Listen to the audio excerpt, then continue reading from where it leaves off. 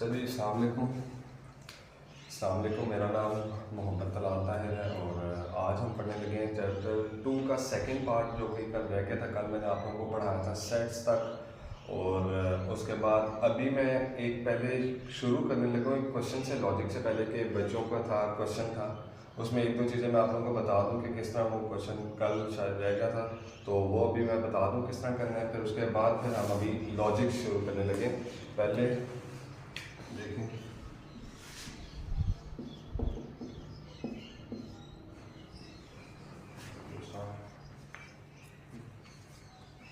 अच्छा, इसके अंदर पहले जो क्वेश्चन था वो ये था बच्चे का कि √32/50 ये इरेशनल है या रैशनल है। वैसे तो आपको बताया था कि अंडर रूट वाले जो होते हैं वो क्योंकि डेसिमल्स में ऐसे पॉइंट्स में आंसर देते हैं या नॉन रेकनिंग वाले, तो वो इरेशनल होते हैं क्योंकि वो इंटीजर्स नहीं होते, √30 होते। लेकिन आप जब इसको सॉल्व करें पहले, तो √32/50 क्या बनता है, पहले इसकी कटिंग करें ना, तो ये कितना बनता है, ये बनता है 2, 16 और 25। ये बनेगा 16/25। तो अंडर रूट अलग लें, ऊपर स्क्वायर रूट लेंगे तो 4, नीचे लेंगे 5। आप देखेंगे इंटीजर बने या नहीं। अब 4 भी इंटीजर है और 5 भी इंटीजर है, इस वजह से ये दोनों इंटीजर है, p/q की फॉर्म में लिखे गए हैं, तो ये रैशनल नंबर है। एक और मैंने आप लोग को एक चीज़ ये बतानी भूल गई थी, कल मैं बता दूँ कि जब भी हम ये लिखता हूँ square of any irrational number,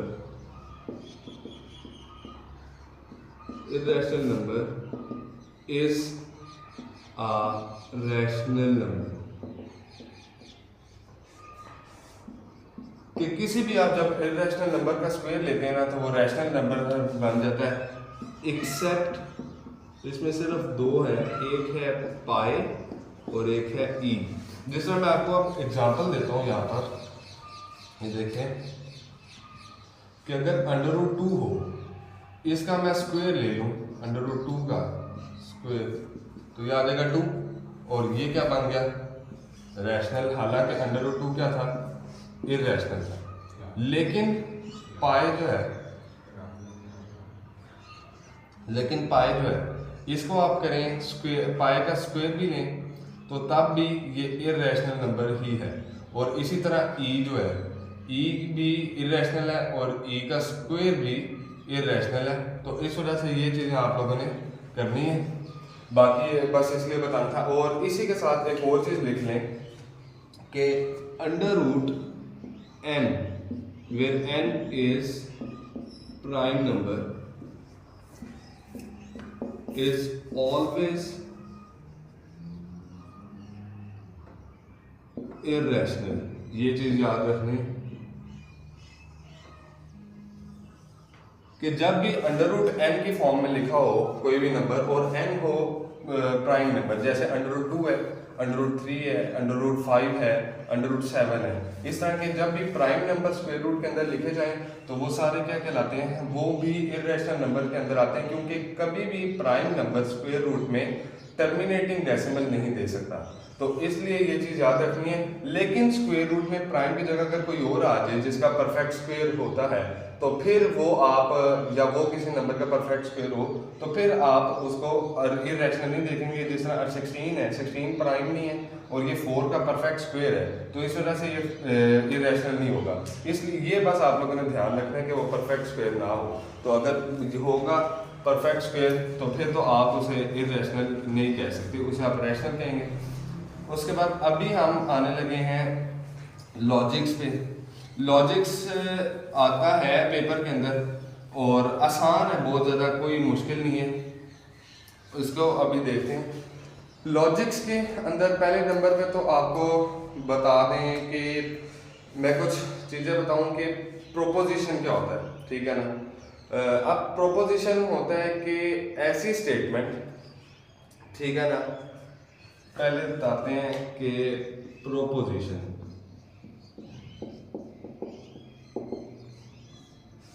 जिस तरह हम कहते हैं ना, यार उसने कोई आइडिया प्रपोज किया है या इस तरह। अब प्रोपोजिशन है ऐसी स्टेटमेंट जो कि या तो सिर्फ ट्रू हो सकती है या सिर्फ फॉल्स हो सकती है। ये अब देखें कि या दोनों दोनों नहीं हो सकती, ठीक है ना, या ऐसे मिसाल है। अब पता है क्या, इसमें ना पहले नंबर पे तो आपने ना स्टेटमेंट के बारे में सोचना है। स्टेटमेंट देखें, कोई भी मैं कहता हूँ दरवाज़ा खोलो, ओपन द डोर या ओपन द विंडो, इस तरह जो भी मैं चीज़ बोलता हूँ ना, इसका जवाब जो है, इस स्टेटमेंट का जवाब हाँ या ना में नहीं है, हाँ या ना में जवाब नहीं है। लेकिन इस स्टेटमेंट, हर स्टेटमेंट का जवाब हाँ या ना में नहीं होता। लेकिन जब आप प्रोपोजिशन की तरफ जाते हैं तो प्रोपोजिशन स्टेटमेंट की ही टाइप से, यानी वो वाली स्टेटमेंट्स जिनका जवाब हाँ या ना में लिखा जा सके। जिस तरह मैं कहता हूँ कि इस्लामाबाद पाकिस्तान का कैपिटल है, हाँ। लाहौर पाकिस्तान का कैपिटल है, ना। इस तरह की जो स्टेटमेंट्स होती हैं उन्हें आप कहते हैं प्रोपोजिशन। और ये वो प्रोपोजिशन हो सकती हैं जो सच या झूठ यानी ट्रू और फॉल्स एक साथ नहीं हो सकती। जिस तरह अब मैंने बोला ना दरवाज़ा खोलो, तो दरवाज़ा खोलो ना ये झूठ है ना ये सच है, ये मतलब इन बिटवीन है, आप इसे क्या कहेंगे। तो इसलिए वो स्टेटमेंट है, लेकिन प्रोपोजिशन वो है कि जो सच यानी ट्रू या फॉल्स हो और दोनों एक साथ ना हो। अच्छा, अभी जो आ रहे हैं ना, अभी हम आ रहे हैं ट्रुथ वैल्यूज पे, ठीक है ना। ट्रुथ वैल्यू क्या होता है? ट्रुथ वैल्यू कहलाता है कि आप उसे कह सकते हैं, जो ट्रुथ वैल्यू को ना लॉजिकल वैल्यू भी कहा जा सकता है, ठीक है। ये लिखते ट्रुथ वैल्यू, पहले तो इसकी ना ये बेस ही है, अगर ये आप समझ जाएंगे तो फिर आप लोगों को आगे आसानी हो जाएगी। ट्रुथ वैल्यू को लॉजिकल वैल्यू भी कहा जा सकता है, क्योंकि ठीक है। और आप क्या करते हैं, ये क्या करती है, इस ट्रुथ वैल्यू के अंदर ये रिलेशन बताती है, टेल्स रिलेशन अबाउट स्टेटमेंट।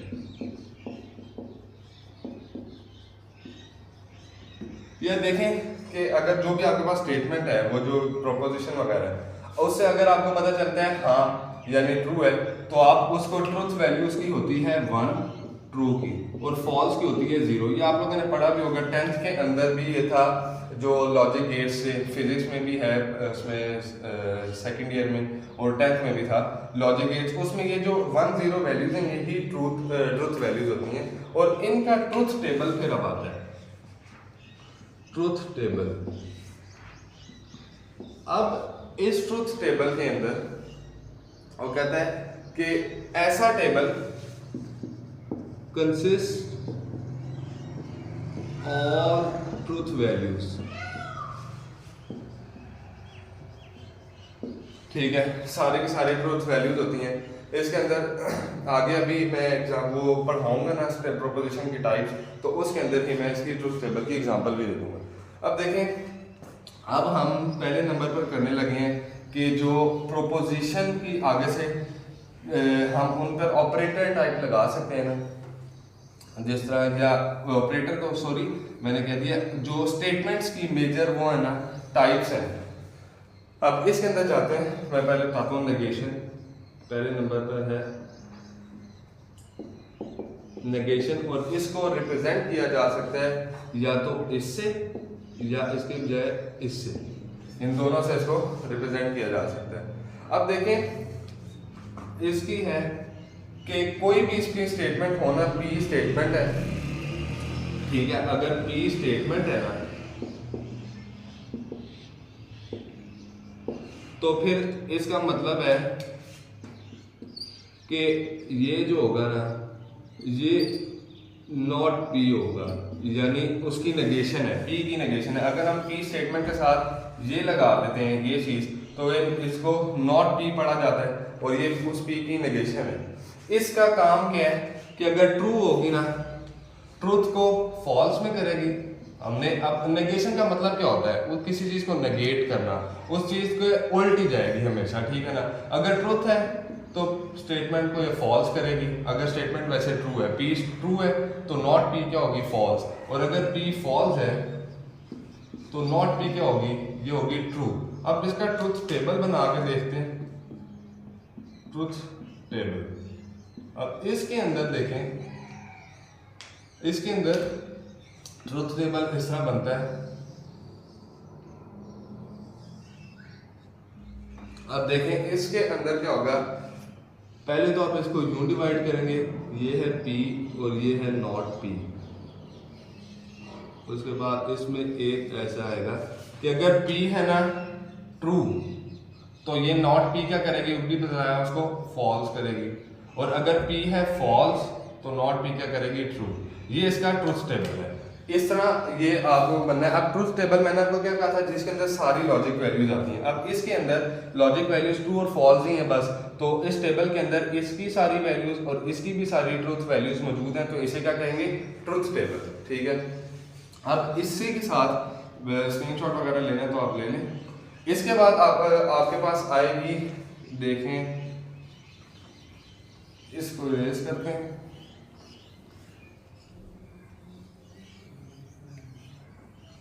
और इसके बाद आपके पास क्या चीज आएगी, कंजंक्शन। मैं भी ऐसे डिवाइड करते हैं बोर्ड को कि दो दो साथ पढ़ाई जाए, कंजंक्शन। और इसको रिप्रेजेंट किया जाता है इस साइन से। मैथमेटिकली भी आपको सिंबल्स का, मतलब मैथ्स की जो लैंग्वेज है वो सिंबल्स वगैरह है ना, उसके अंदर आपको सिंबल्स का पता होना चाहिए। ये जो सिंबल है ना, ये इसका मतलब होता है एंड, ठीक है। और ये जो सिंबल है V, इसका मतलब होता है और, ठीक है। अब देखें कंजंक्शन को आप रिप्रेजेंट करते हैं इस सिंबल से। अब यहाँ पर है, अब यहाँ पर ना दो स्टेटमेंट्स आएंगे। वो कहते हैं कि P और Q स्टेटमेंट्स हैं,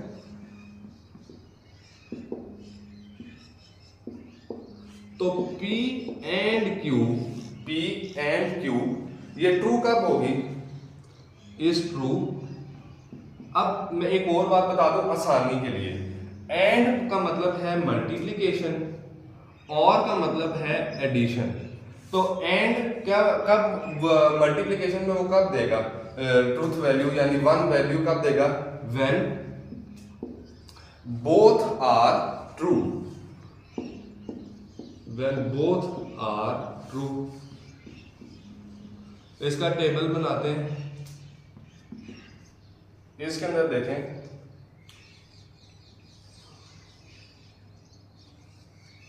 ये टेबल आपको ना पेपर में जो भी क्वेश्चन आएगा ना उसके लिए टेबल बनाना पड़ता है, तो टेबल बनाना सीखें पहले। अभी इसके अंदर एक P स्टेटमेंट के लिए आएगा, एक Q के लिए आएगा, एक आएगा P एंड Q के लिए। अब आगे कैसे बनाना है ये बता देता हूँ।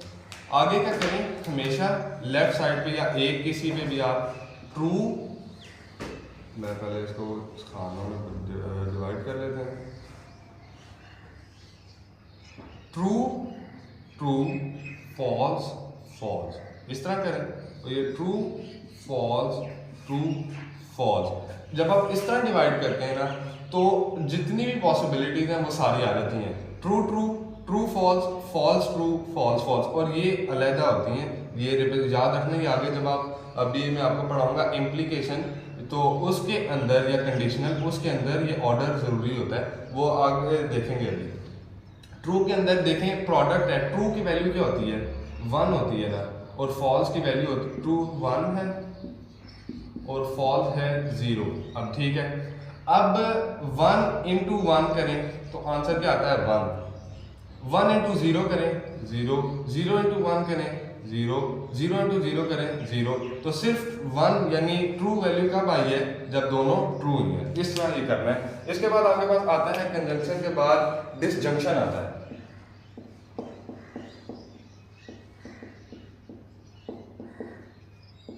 और इसको रिप्रेजेंट करते हैं इससे, और से, ये भी आप लोगों को बताया था।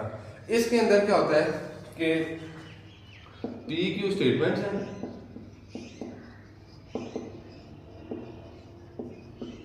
और वो कहता है कि ये फॉल्स कब होंगी, P और Q is false only when both are false. ठीक है, अब इसका देखते हैं टेबल। इसके अंदर देखो उसी तरह सेम टेबल बनाएंगे। पहले इसको 3 उसमें कॉलम्स में डिवाइड करें, इसमें P, इसमें Q, इसमें P और Q, ऐसे इसको डिवाइड कर लें। फिर उसके बाद आपके पास क्या आता है, ट्रू फॉल्स ट्रू फॉल्स। ये आप कर सकते हैं कि इसको ट्रू फॉल्स कर लें। अगर इसको ट्रू फॉल्स कर रहे हैं तो फिर इसको ट्रू फॉल्स करना पड़ेगा, क्योंकि उस तरह सारी पॉसिबिलिटीज बनेंगी। अगर दोनों को ट्रू फॉल्स कर दें या ट्रू फॉल्स कर दें तो फिर नहीं बन सकती, सारी पॉसिबिलिटीज आएंगी। अब देखें, अब और का मतलब मैंने आपको क्या बताया था, एडिशन। 1 + 1 1, 0 + 1 1, 0 + 1 + 0 1, 0 + 0 0। तो सिर्फ फॉल्स वैल्यू कब आई है, जब दोनों फॉल्स हो। इस तरह आप लोगों ने इनके टेबल्स बनाने। अभी आगे आपके पास आता है इम्प्लीकेशन या कंडीशनल, और ये इंपॉर्टेंट है। आप देखें,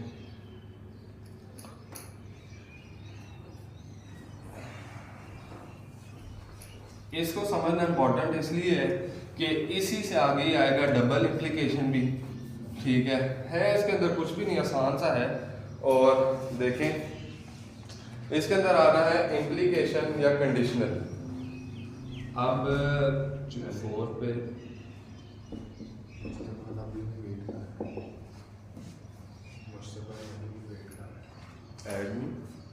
एक मिनट,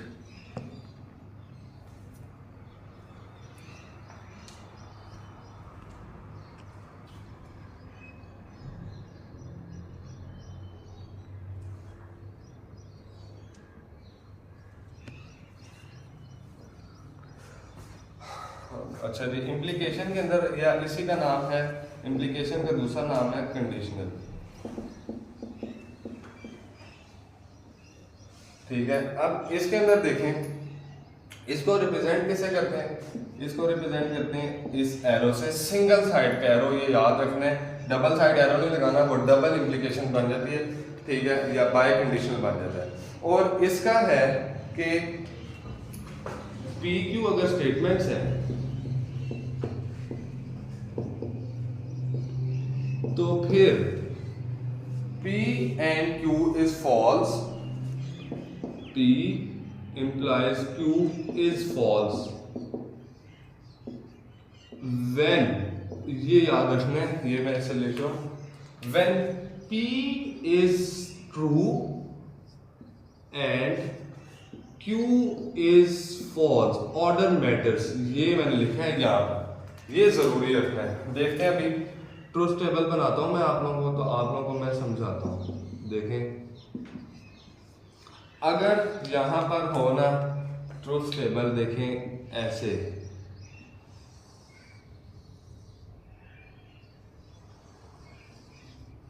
तो इसके अंदर क्या आएगा, इसके अंदर आएगा P, इसके अंदर आएगा Q, इसके अंदर आएगा P implies Q। एक और मैं बना देता हूँ कॉलम समझाने के लिए, Q implies P अगर हो जाए तो। देखें, पहले क्या करेंगे, आम सादा ट्रू ट्रू फॉल्स फॉल्स। इसमें क्या आएगा, ट्रू फॉल्स ट्रू फॉल्स। अब देखें, ये क्या, अगर P implies Q है, यानी P पहले है Q बाद में, इसको यूं भी पढ़ा जाता है if P then Q। जिस तरह हमने इंग्लिश में कंडीशनल सेंटेंसेस पढ़े होते हैं ना, इफ फिर आता है साथ वो कंडीशनल जो होता है, और फिर उसके बाद रिजल्ट क्लॉज आती है। तो वो उसी तरह यहाँ पर कि P कंडीशनल है और Q रिजल्ट क्लॉज होती है। अब यहाँ पर देखें, उसने लिखा अगर आप P को कंडीशनल रखते हैं, ये याद रखना है, अगर P को कंडीशनल रखते हैं तो ये सिर्फ और सिर्फ फॉल्स तब देता है when P is true and Q is false। देखें, अगर दोनों ट्रू हैं तो ट्रू देगा, P ट्रू है और Q false, P true Q false, तो यहाँ पर फॉल्स देगा। बाकी सब में उसने क्या ट्रू देगा, सिर्फ इस कंडीशन में। अब अगर हम Q implies P करें, उसको रिवर्स करें, दोनों ट्रू हैं, ट्रू है। अब Q फॉल्स है लेकिन P ट्रू है। हमने कहा था हमें कंडीशनल हमारा जब ट्रू हो और रिजल्ट फॉल्स हो तो वो फिर फॉल्स देगा, जिस तरह यहाँ पर था। मगर यहाँ पर कंडीशनल फॉल्स है और रिजल्ट ट्रू है, तो ये ट्रू देगा। फर्क देखें, अभी यहाँ पर देखें इस वाले में, इधर अगर देखें कि कंडीशनल ट्रू है और रिजल्ट फॉल्स है, तो अब इसमें फॉल्स आएगा और इसमें ट्रू ही आएगा। ये फर्क है पी इम्प्लाइज क्यू और क्यू इम्प्लाइज पी में। ध्यान से करना है, क्योंकि वो गलती से बचे ना, उसी तरह वो सोचा होता है बस एक का बना लिया, उसी तरह क्यू अगर आपने पी क्यू का बनाया टेबल पी इम्प्लाइज क्यू का, और क्वेश्चन में वो पूछ लेते क्यू इम्प्लाइज पी और बच्चा गलती से फिर वो कर दे, तो इससे गलत हो जाएगा क्वेश्चन। देखें इस वजह से ये देखें ये ट्रू फॉल्स बने और इसका यूं ट्रू ट्रू बने और फॉल्स इसमें थर्ड पे आए, ये मैटर करता है, सही है। इस वजह से आपकी ट्रूथ वैल्यूज गलत हो सकती हैं। यूं आपने करना है। आगे आपके पास आता है कि देखते हैं, अभी इधर आते हैं इसमें। अब आपके पास क्या आएगा, अब आपके पास आएगा, हाँ इसके अंदर ना पहले बाय कंडीशनल पढ़ लेते हैं। बाय कंडीशनल उसी तरह पिछला कंडीशनल था, तो इसमें बाय कंडीशनल यानी टू, बाय का मतलब टू होता है। तो उसके बाद क्या डबल इम्प्लीकेशन आप इसे कह सकते हैं। तो इसको रिप्रेजेंट करने डबल एरो हेड से। मैंने आपको बताया था पिछले में सिंगल एरो हेड से करना है, इसमें डबल एरो हेड से करना है। अब इसके अंदर है कि ये ट्रू तब होता है जब दोनों ट्रू हो या दोनों फॉल्स हो। मैं बताता हूँ, देखें पी क्यू स्टेटमेंट्स आपके पास, तो P डबल इम्प्लीकेशन क्यू, या इसको इस तरह पढ़ा क्या जाता है, इस सिंबल को पूरे को आप किस तरह पढ़ेंगे, इससे पढ़ेंगे P if and only if Q। अच्छा मैथ्स में डबल F होता है इफ का, तो ये सादा इफ नहीं है, इसका मतलब है इफ एंड ओनली इफ, यानी उसको स्ट्रेस करता है कि सिर्फ इस कंडीशन में। वो कहता है P if and only if Q। ये ट्रू कब है, is true when both are true or both are false। यानी जब भी देखें, अभी जब भी स्टेटमेंट में आपके पास प्रोपोजिशंस में दोनों की वो होंगी ना सेम उनकी प्रोपोजिशन, यानी अगर दोनों ट्रू आ जाए और दोनों फॉल्स आ जाए, तो फिर आप उसे कर सकते हैं। ये देखें, ये आपके पास आता है P Q, P Q, P double implication Q है, या इसे पढ़ा क्या जाएगा P if and only if Q। अब देखिए इसके अंदर P true true false false, true false true false. अब मैंने इसके अंदर आसान तरीका है, जब दोनों की ट्रूथ वैल्यू सेम होगी ना, तो आंसर हमेशा ट्रू आएगा। जिस तरह आप देखें ट्रू ट्रू सेम है तो answer true, true false opposite होगी फॉल्स, फॉल्स ट्रू होगी ऑपोजिट होगी फॉल्स, फॉल्स फॉल्स होगी फिर से सेम आ गई। हमें फॉल्स या ट्रू से गर्ज नहीं, हमें गर्ज है कि सेम कब होगी, फिर सेम होगी तो फिर ट्रू आ गया। ये इनका वो है, sorry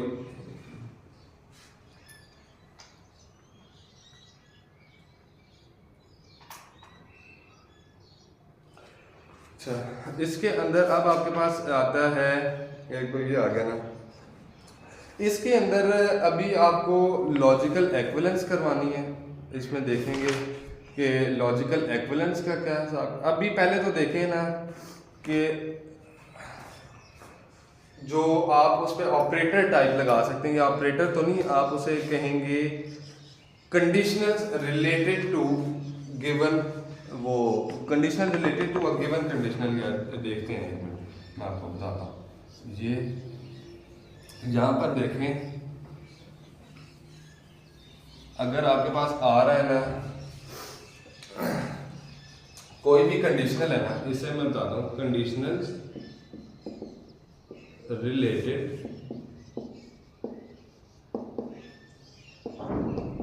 with a given conditional.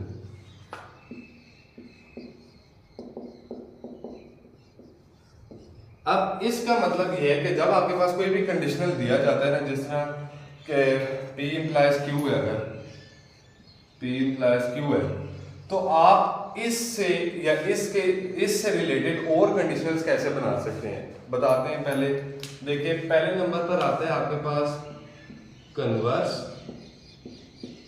दूसरे पे आता है आपके पास इनवर्स, और तीसरे पे आपके पास आता है कॉन्ट्रा पॉजिटिव।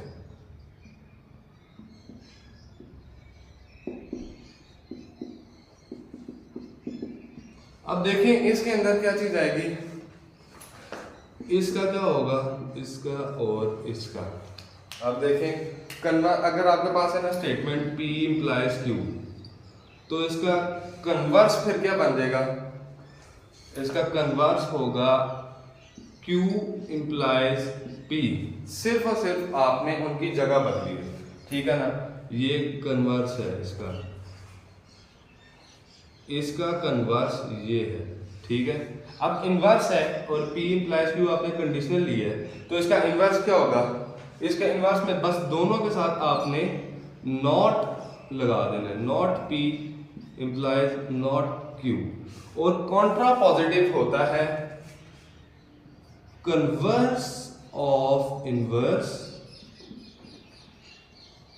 और इनवर्स ऑफ कन्वर्स। अभी आपको लगे ये क्या बोला है बहुत आसान। देखें कंट्रा पॉजिटिव क्या होता है, वो कहता है कि या तो आप पहले कन्वर्स लें, किसी भी P implies Q है ना, उसके आप पहले ले लें कन्वर्स लें और फिर इनवर्स ले लें, या फिर आप उसका इनवर्स लें और फिर कन्वर्स ले लें। अब इसका देखें कि ट्रूथ टेबल इस तरह बनना है कि यहाँ पर देखें, मैं आपको ना बता देता हूँ किस तरह होगा। कंट्रा पॉजिटिव में अच्छा इसके अंदर क्या होता है, कंट्रा पॉजिटिव के अंदर होगा कि आपने ना पहले नंबर पर देखें आपके पास स्टेटमेंट क्या है, P implies Q है, स्टेटमेंट है। कन्वर्स का इनवर्स होता है, ये बनती क्या है Q S implies P। अब बनाने के इसको दो तरीके हैं, ये बनाना है इसके, ये कंट्रा पॉजिटिव है इसका। अब इसको बनाएंगे कैसे, पहले मैंने आपको कहा था कन्वर्स का इनवर्स, कन्वर्स के अंदर रिप्लेस करते हैं दोनों को, इंटरचेंज करें। Q implies P, ये इसका कन्वर्स आया, कन्वर्स, और इसका फिर इनवर्स लें। इनवर्स में मैंने आपको कहा था दोनों के साथ बस नॉट लगता है, तो not Q implies not P। तो देखें ये बना या नहीं, ये एक ही तो चीज है।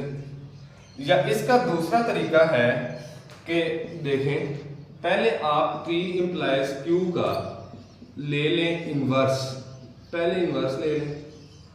अब इसके अंदर क्या बनेगा आपके पास, इनवर्स में not P implies not Q हो जाएगा। अब इसका फिर आप दोबारा ले लें कन्वर्स, अगर आप पहले इनवर्स ले रहे हैं तो बाद में कन्वर्स लेंगे। अब देखें इसको, अब कन्वर्स में इसका कन्वर्स लेना है, तो नॉट Q को इधर ले और नॉट P को उधर ले लें। अब ये देखें तो फिर वही चीज बनी या नहीं। अगर आप पहले, कहने का मकसद है कि अगर आप पहले कन्वर्स लें और फिर उस कन्वर्स वाले का इनवर्स ले लें तो फिर भी ये कंट्रा पॉजिटिव बनेगा, या अगर आप पहले इनवर्स लें और उस इनवर्स का कन्वर्स लें तो फिर भी कंट्रा पॉजिटिव बनेगा। बस इसका बताने का मकसद ये था। पेपर में जब भी क्वेश्चन आना है आपने ट्रूथ टेबल बनाना है, मैंने आपको बताया था ट्रूथ टेबल, अभी बताया कि कैसे करना है। स्टेटमेंट्स अब आगे से ना तीन तरह की हो सकती हैं। एक तो ये देखें स्टेटमेंट्स हो सकती हैं तीन तरह की, या जिनके नाम है कि पहले देखें टॉटोलॉजी है एक, तो उसके अंदर या टर्म्स हैं। स्टेटमेंट्स तो तीन तरह की नहीं होती, टर्म्स ही हैं असल में, टर्म्स रिलेटेड टू लॉजिक, ये हम लॉजिक की सारी पार्ट है, ठीक है। अब इसके अंदर पहले नंबर पर आता है टॉटोलॉजी, फिर दूसरे नंबर पर आता है एब्सर्डिटी, और तीसरे नंबर पर फिर आपके पास आता है कंटीजेंसी। इसका इतना कोई कोई नहीं है, टोटोलॉजी होता है कि जिसके अंदर ऑल ट्रू हो जाए, सारी के सारी स्टेटमेंट जब ट्रू आ रही हो तो उसे टोटोलॉजी कहते हैं। एब्सर्डिटी होता है कि जिसके अंदर सब फॉल्स आ जाए। अब याद रखने का तरीका तो बता दें। टोटोलॉजी तो टी से ही है तो सब ट्रू हो जाएगा। एब्सर्डिटी नाम से याद रखना है। एब्सर्ड आपको पता ही होगा कि एब्सर्ड क्या होता है। एब्सर्ड इंग्लिश में ना मतलब हम कहते हैं यार ये कैसा एब्सर्ड इस तरह का इसका रवैया है या अजीब, बहुत ही मतलब समझ ना आने वाला, तो उससे रिलेटेड है इसका कि फॉल्स सारी वैल्यूज जो होंगी ना उल्टी, यानी फॉल्स होंगी सारी झूठ वैल्यूज है। झूठ तो खैर नहीं है यहाँ पर, फॉल्स का मतलब झूठ नहीं है यहाँ पर, वैसे उसको रिप्रेजेंट करने के लिए ट्रू या फॉल्स कहा जाता है। तो सारी वैल्यूज जब फॉल्स होंगी तो उसे आप कहेंगे एब्सर्डिटी। और कंटीजेंसी के अंदर होता है कि पहले ट्रू फिर फॉल्स, या तो पहले फॉल्स फिर ट्रू, यानी एक दूसरे को इंटरचेंज करके कह रहे हैं ट्रू फॉल्स या फॉल्स ट्रू इस तरह आ रही है, तो उसे आप क्या कह सकते हैं, कंटीजेंसी। अब इसके अंदर आपके पास आना है लॉजिकल एक्विवेलेंस। इसके अंदर ये लिखते हैं लॉजिकल एक्विवेलेंस आपके पास आएगी। लॉजिकल एक्विवेलेंस होती है, इसका मतलब नाम से देखें लॉजिकल और एक्विवेलेंस, वो कहता है कि ऐसी दो स्टेटमेंट्स, ठीक है, जिनकी लॉजिक सेम हो, यानी आप जिनका ट्रुथ टेबल बनाएं तो वो सेम ही बने, तो उसे उनको कहेंगे ऐसी दो स्टेटमेंट्स जिनका आप ट्रुथ टेबल बनाएंगे तो वो सेम बने, तो उन्हें कहेंगे लॉजिकल एक्विवेलेंट है। अब लॉजिकल एक्विवेलेंट कौन सी हो सकती है? कंडीशनल। लॉजिकल एक्विवेलेंट है किसके? कंट्रापोजिटिव के। इसको आप यूं रिप्रेजेंट करते हैं और आगे लिखते हैं, यहाँ पर मैं ये नीचे लिख रहा हूं कंट्रापोजिटिव कि लॉजिकल जो कंडीशनल की ट्रुथ स्टेटमेंट बनती है ना, वो ट्रुथ टेबल जो बनता है वो ही सेम वैल्यूज कंट्रापोजिटिव भी देता है, ठीक है। इसके बाद अब आपके पास आ रही हैं, देखें पहले नंबर, अब आपके पास आएंगे रिलेशंस हैं असल में। अच्छा पहले मैं एक आप लोगों को बता दूं, इस तरह का क्वेश्चन आता है, ये तो हमने देखा ना कि मैथ्स में इस तरह आता है, मैथ्स में ही कभी कभी वो आपको इंग्लिश की स्टेटमेंट लिख देगा। इंग्लिश में जिस तरह हम जुमला आप पढ़ते हैं, कोई भी सेंटेंस पढ़ते हैं, तो वो पूछता है इसका ना आप वो बताएं लॉजिकल एक्विवेलेंट क्या होगा इसका। अब इसका अब मैं यहाँ पर देखता हूँ, पहले बताता हूँ। इफ अली, एक हम ले लेते हैं sentence, if Ali works hard then he will succeed, then he will succeed। अब देखते हैं इसका, उसने पूछा कि ना इसका लॉजिकल एक्विवेलेंट कौन सा होगा, अगर उसने 4 स्टेटमेंट्स दी होंगी। अब मैं आपको बताता हूँ करना क्या है। पहले नंबर पर ना आपने इस जुमले के अंदर से, इस सेंटेंस के अंदर से पी और क्यू को निकालना है बाहर। इफ तो छोड़ो और देन को छोड़ो, क्योंकि ये तो आपके पास वो आ रहा है ना कंजंक्शन। ये है एक स्टेटमेंट अली वर्क्स हार्ड और दूसरी है ही विल सक्सीड, ये है क्यू। अब आपने इसको पी और क्यू का नाम दे दिया। अब लॉजिकल आपको मैंने क्या बोला था, ये इफ पी देन क्यू क्या है, ये कंडीशनली लिखा है। आपको मैंने बताया था ना कि इफ पी देन क्यू क्या होता है, कंडीशनल है। इसका मतलब यहाँ पर ये लिखा है, ये आपको पी इम्प्लाइज क्यू की ही एक उसको इंग्लिश की बस फॉर्म में लिख के दिया गया है। इसका लॉजिकल एक्विवेलेंट कौन सा होगा, मैंने आपको बताया था कंट्रापोजिटिव, और वो होगा ऐसे, ठीक है। अब देखें इसका कंट्रापोजिटिव कैसे बनता है। यहां पर ना इसको पहले हमने Q को पीछे लेके आना है और P को बाद में लेके जाना है, और साथ इसको नॉट में लेके आना है। देखें हम क्या करेंगे, ही विल, पहले तो इस स्टेटमेंट को पीछे ला रहे हैं लेकिन इसके साथ नॉट लगाना है, तो ही विल नॉट सक्सीड। एक तो ये आ गया, ये हमारे पास क्या आ गया, नेगेशन क्यू आ गई, ठीक है। फिर आगे आएगा इफ उसी तरह आएगा, ठीक है। अब नेगेशन पी आएगी, if Ali does not work hard, ठीक है।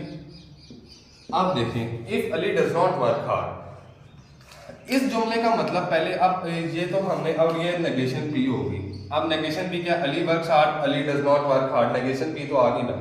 अब देखें इस जुमले का उर्दू में अब मतलब आप चेक करें, अगर अली सख्त मेहनत करता है तो वो कामयाब होगा। इसका मतलब ये है, इस जुमले को पढ़ें, वो कामयाब नहीं होगा अगर वो बहुत सख्त मेहनत ना करे। ठीक है, ग्रामर के लिहाज से तो यहाँ पर देखें अली वो आना चाहिए ना, ही आना चाहिए, और सॉरी ही आना चाहिए, और यहाँ अली आना चाहिए।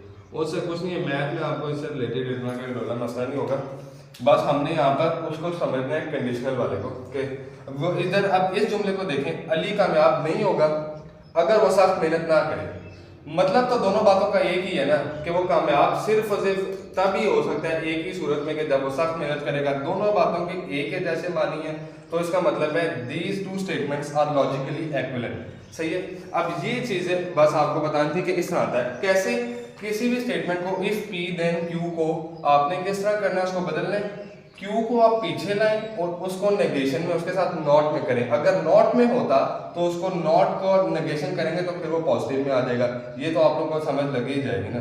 तो इसको क्यू को आप पीछे लाएं, क्यू को फर्स्ट स्टेटमेंट बनाएं और उसका नेगेशन करें, और फिर बाद में आपने इफ कंडीशन जो ये लगा के आपने इसको जो पी स्टेटमेंट थी उस या प्रोपोजिशन थी उसको आपने बाद में लिखना है और उसकी भी नेगेशन करनी है। बस इस तरह आपने करना है। अब आपके पास आ रहा है बाइनरी रिलेशन, और ये इंपॉर्टेंट भी है। ठीक है, इसके अंदर देखें, अब इसके अंदर बाइनरी रिलेशन के अंदर तो आता है पहले कार्टेशियन प्रोडक्ट। बाइनरी रिलेशन पहले होता क्या, दो तरह के रिलेशन होते हैं, बाइनरी और यूनरी। ठीक है, यूनरी तो होता है ना ये,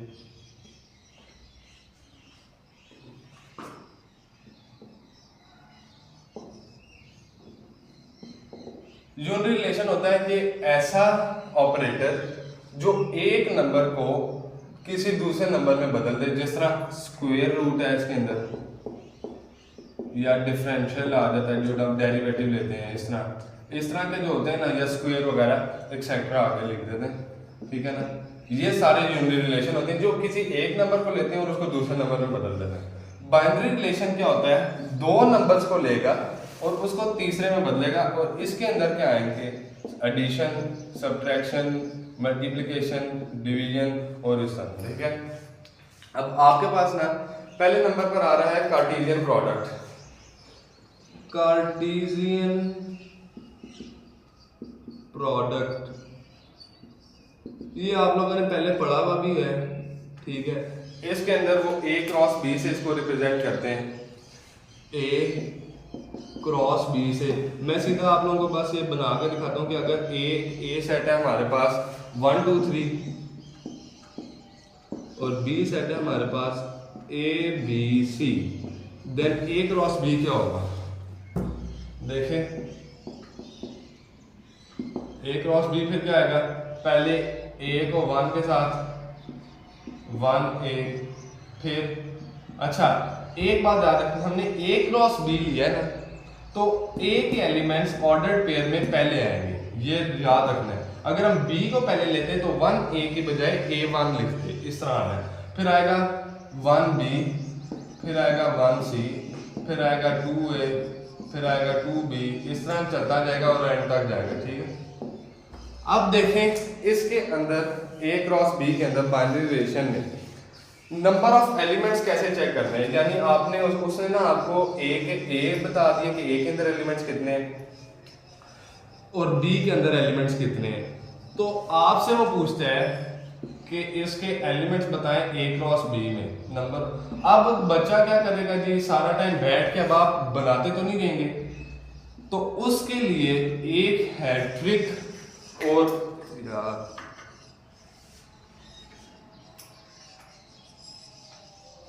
सॉरी, अच्छा उसके लिए एक ट्रिक है, और ट्रिक क्या ही है कि जो number of elements in A है ना, उसको मल्टीप्लाई करें number of elements in B से। अब देखें अगर आपके पास दो सेट्स दे दे और वो 12 उसके अंदर वो हो एलिमेंट्स, तो आप तो इतने ज्यादा बनाएंगे तो नहीं ना, बैठ के पागल हो जाएंगे आप लोग तो बना के। तो उसके लिए सीधा सीधा आपने फिर क्या करना है, दोनों के नंबर ऑफ एलिमेंट्स को मल्टीप्लाई करवाना है। यानी अगर ये ए में 12 एलिमेंट्स हैं तो बी में भी 12 एलिमेंट्स हैं, तो दोनों को मल्टीप्लाई करेंगे तो वो 144 आ जाएंगे। अब कोई पागल ही होगा बच्चा जो बैठ के 144 एलिमेंट्स बनाने लग जाएगा, इतना तो टाइम ही नहीं होता आपके पास। अब जिस तरह समझे ए के अंदर मैं एक प्रूफ भी करते हैं हम इसका, 2 3 है और बी के अंदर आपके पास है A B. A cross B के लिहाज से हमारी जो ट्रिक थी उसका क्या था कि 2 इसको मल्टीप्लाई करें तो इसके 2 एलिमेंट्स हैं, 2 हैं, 2 इंटू 2 4 होने चाहिए, ठीक है। अब हम ए क्रॉस बी बना के चेक करते हैं कि 4 बनते हैं या नहीं। 2a फिर 2b 3a 3b, यार ये तो सही हो गए। इसी तरह आपने यूं करना है। अब आपके पास इसके अंदर क्या आएगा, बाइनरी रिलेशंस के अंदर देखें, बाइनरी प्रोडक्ट के अंदर, बाइनरी प्रोडक्ट के अंदर नंबर ऑफ रिलेशंस निकालने हो अगर आपने, असल में ना होता क्या है, रिलेशन क्या होगा, बाइनरी रिलेशन लिखते हैं। बाइनरी रिलेशन क्या होता है, बाइनरी रिलेशन है subset of binary product, or cartesian product, यानी ए क्रॉस बी बस लिख देते हैं कि जो भी अभी हमने ए क्रॉस बी क्या लिया था, 2a 2b 3a और 3b ये लिया था। जब आप इसका कोई भी सबसेट ले लें कि देखते हैं, मैं इसमें से एक लेता हूँ कि 2a ले लेता हूँ और साथ में ले लेता हूँ 3a, तो ये उसका तो सबसेट है ना। तो ये क्या है, this is a binary relation, subset of binary relation. अगर देखें आपके पास आज वो a क्रॉस b दे दे या a के एलिमेंट्स दे और b के एलिमेंट्स दे, तो फिर आप बाइनरी रिलेशन के कैसे, आपसे वो पूछता है कि कितने बाइनरी रिलेशन बन सकते हैं, तो फिर आप कैसे बनाएंगे, नंबर ऑफ बाइनरी रिलेशंस कैसे आपको पता चलेगा। देखें नंबर ऑफ बाइनरी रिलेशंस आएगा, क्या आएगा जी, 2 into n of a multiply by n of b। ठीक है, ये आपका पास इसका तरीका है। इसमें से आप कोई भी कर सकते हैं कि कोई भी आपको दिया जाए, ए के एलिमेंट्स बताए जाएंगे, उसमें इतने एलिमेंट्स हैं, बी में बताए जाएं और आपसे पूछे कि नंबर ऑफ बाइनरी रिलेशंस कितने बनेंगे, तो उन दोनों का प्रोडक्ट लें और उस 2 की पावर ले लें, तो फिर आपके पास उसका वो आ जाएगा। उसके बाद आपके पास आता है फंक्शन। फंक्शन क्या चीज है, इसको मैं एफ एक्स एन से रिप्रेजेंट कर रहा हूँ, ठीक है, अभी शॉर्ट के लिए आप समझ जाए बस। इसके अंदर फंक्शन की ना 2 कंडीशन होती हैं। पहली कंडीशन होती है, या पहले मैं लिखूं a से b, ठीक है, फंक्शन है a से b, ये सिर्फ इज अ फंक्शन व्हेन। अब 2 कंडीशंस वो ये हैं, कौन सी हैं, पहले तो वो ना जो डोमेन हो ना फंक्शन की, डोमेन ऑफ f वो इक्वल हो पूरे के पूरे सेट a के। अब मैंने आपको बोला इक्वल, इक्वल मैंने आप लोगों को कल समझाया था, इक्वल का मतलब है नंबर ऑफ एलिमेंट्स भी सेम हो और एलिमेंट्स खुद भी सेम हो, यानी दूसरे एलिमेंट्स ना हो, सिर्फ नंबर नहीं, एलिमेंट्स शुड बी सेम, ठीक है ना। उसके बाद दूसरा है कि नो रिपीटिशन, नो रिपीटिशन, किसके अंदर रिपीटिशन ना हो, डोमेन में। अब डोमेन के अंदर ना रिपीटिशन हो। मैं आप लोगों को दिखाता हूँ, या एक एग्जांपल दे देते हैं।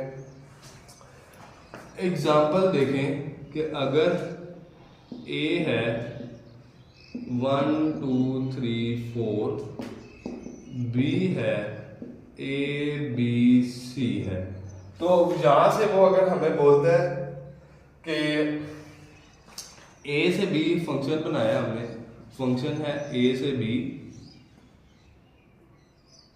ठीक है, और फंक्शन हम बना लेते हैं, क्या फंक्शन बनेगा, इसको हम कह देते हैं, या सीधा मैं इस तरह बनाने के बजाय ना आप लोगों को वो डायग्राम से बता दूँ। देखें एक ही यूं और एक यूं, a b c, सॉरी इधर 1 2 3 4 लिखते हैं, 1 2 3 4 ए है, ये है बी, ए बी सी। अब देखें पहले नंबर पर कंडीशन क्या है कि पूरी की पूरी डोमेन होती है ये जो नंबर हम खुद देते हैं, ठीक है ना, यानी इनको डोमेन को क्या कहा जा सकता है, प्री इमेजेस भी कहा जाता है डोमेन को, ठीक है ना। अब यहाँ पर हमने क्या करना है कि डोमेन पूरी की पूरी ए के इक्वल लानी है। पहले तो इसको किसी के साथ जोड़ते हैं ना, आगे ए इस तरह करते हैं, 2 को सी को, अब 4 रह गया। अब सिर्फ इसको देखें, इसके अंदर ए के अंदर 4 भी आ रहा है लेकिन हमारे डोमेन के अंदर 4 नहीं आ रहा, तो यूं फंक्शन नहीं बनेगा। लेकिन पहली कंडीशन ही क्योंकि फॉलो नहीं होगी, तो इसको अगर मैं सी के साथ ही जोड़ दूं, अब देखें डोमेन तो पूरी होगी, पहली कंडीशन फॉल्ट होगी, रिपीटिशन भी ना हो डोमेन में, यानी कि बार एक ही नंबर को बार बार, यानी एक और इसके अंदर एक और 3 है या एक और 2 है, डोमेन के अंदर रिपीटिशन ना आए तो वो भी इसके अंदर आएगा। अब देखते हैं कि ये डोमेन है या नहीं है, बल्कि ये तो रिपीटिशन हो रही है। कैसे हो रही है रिपीटिशन, देखें जब आप इसको बनाएंगे, नहीं बल्कि रिपीटिशन नहीं हो रही, 1 मिनट देखना है,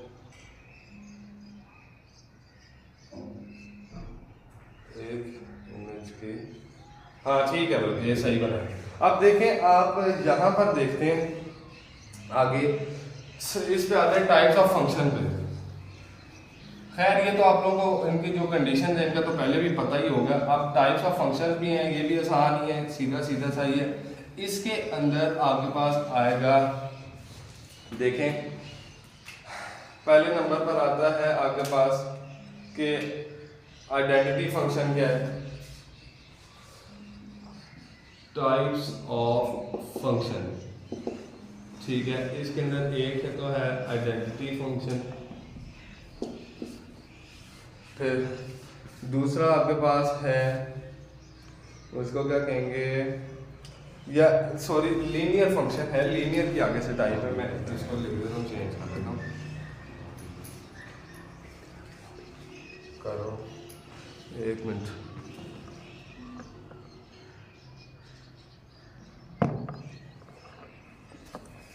यार ये बच्चे ना एक ही दफ़ा आया करें, बार बार वो फिर रुकना पड़ता है बीच में। अच्छा देखें इसके अंदर ना, अब पहले आ रहा है लीनियर फंक्शन आया आपके पास, ठीक है। अब लीनियर फंक्शन क्या है कि जिस इसको ना इस फॉर्म में लिख सकते हैं, y is equal to ax plus b। Linear function जिसके अंदर जो वेरिएबल है ना इंडिपेंडेंट, ये x, इसकी डिग्री 1, ठीक है। अब इसकी आगे से 2 टाइप्स बनती हैं, एक है आइडेंटिटी फंक्शन और एक है दूसरा, और उसका नाम है, इसका नाम है कांस्टेंट फंक्शन।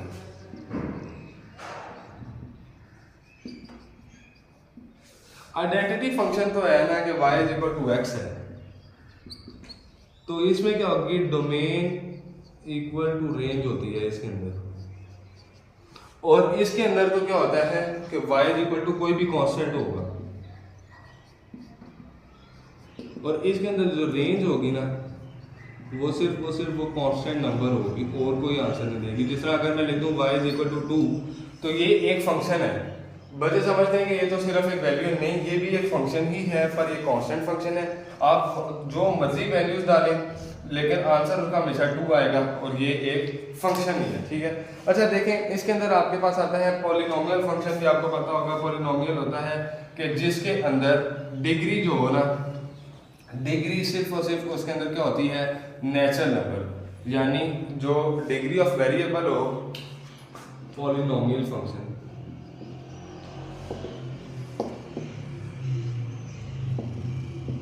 इसके अंदर क्या है, degree of variable should be a natural number, ठीक है। आगे आपके पास अब आ रहा है, अगर हाँ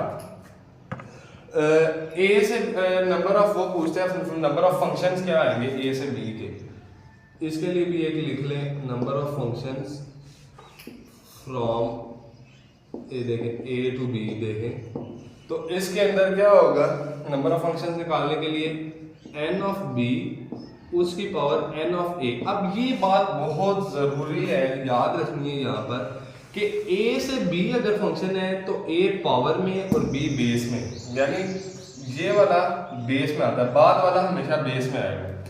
अगर इसी की बजाय मैं b से a फंक्शन ढूंढना चाहूँ तो फिर a बेस में आएगा और b पावर में आएगा, ठीक है ना। अब इससे चेंज हो सकता है, क्योंकि अगर a हो 2 और 3 हो और b हो 2, तो यहाँ पर a से b फंक्शंस कितने आएंगे, 2 की पावर 3 और वो है 8, ठीक है।